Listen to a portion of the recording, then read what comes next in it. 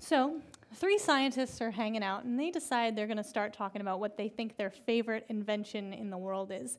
The first scientist says, I think the greatest invention is probably the airplane. You get on an airplane, you can be on the other side of the world in under 24 hours. Isn't that incredible? The other scientist says, yeah, that's pretty good. The second scientist says, I think the greatest invention is the television. You turn on a TV, and you can see what's happening on the other side of the world instantly. That is fascinating. Everyone says, yeah, that's pretty good. And the third scientist says, I think the greatest invention is the thermos.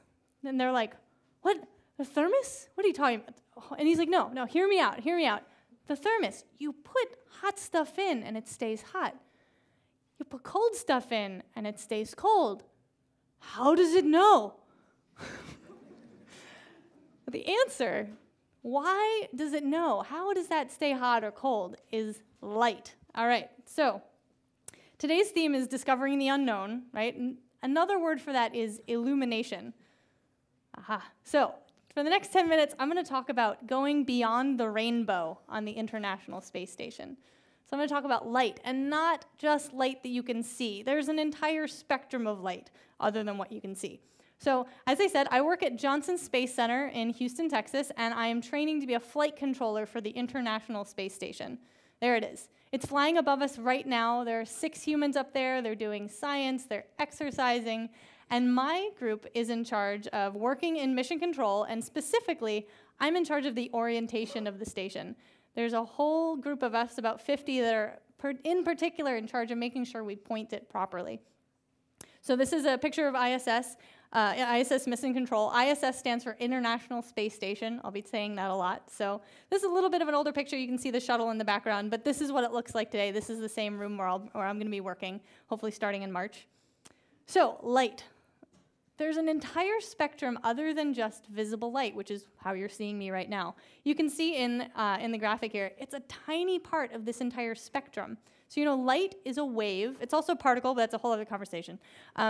You've probably read about or learned about sinusoidal waves in math. It's the same idea. There's this wave, and depending on the distance between the peaks in that wave, it creates a different amount of energy.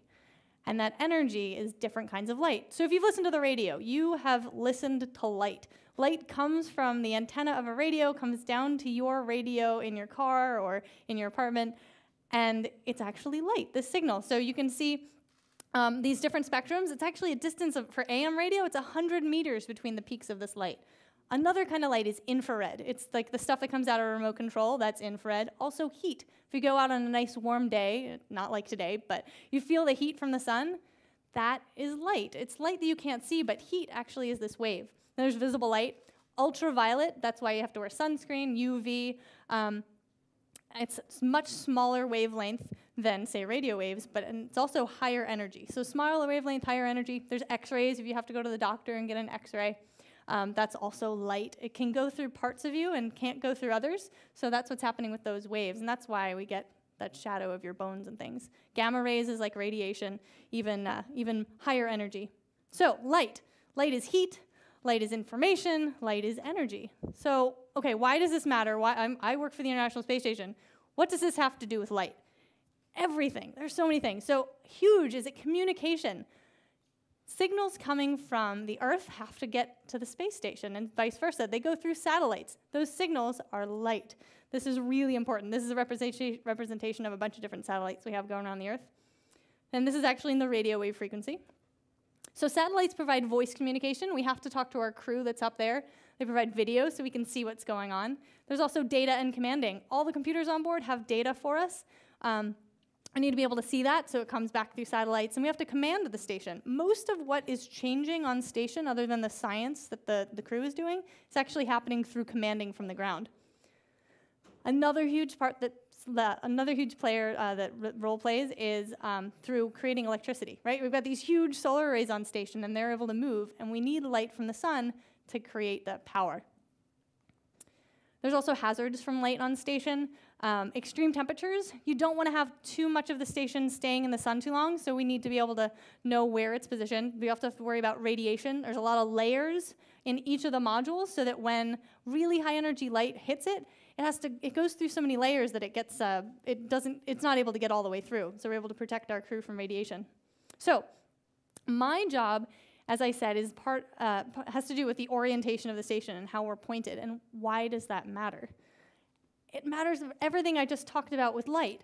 Communication, we have to know where we are and how we're pointed so we can talk to our satellites. Has to do with power gen. We need to make sure that we point our solar arrays at the sun for the right amount of time, so we have to know where we are and how we're positioned for that. Hot and cold, we have to make sure we don't have too much thermal loading, which means too much heat and sunlight hitting station at one point. We have to worry about radiation too. So the neat part is that we actually use light to figure out how we're oriented as well. So we have GPSs on station. It's like the one on your phone, but just bulked up. So you can see the top picture is actually one of the GPS antennas on station. It's about the size of a dinner plate. There's 4 of them up there. The box below, that's the computer that's inside station that does all the calculations. And so GPS gives us our position, our velocity, time, and also attitude or orientation. And these are light waves coming down from actually GPS satellites, different than the communication satellites. And we use that information with really complicated software to figure out where we are and where and how we're positioned.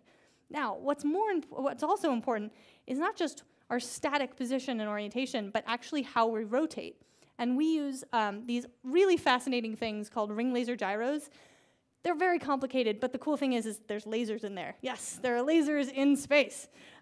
So what happens is when ISS is rotating, one of the pieces in a ring laser gyro, it has lasers in it, and the lasers actually combine.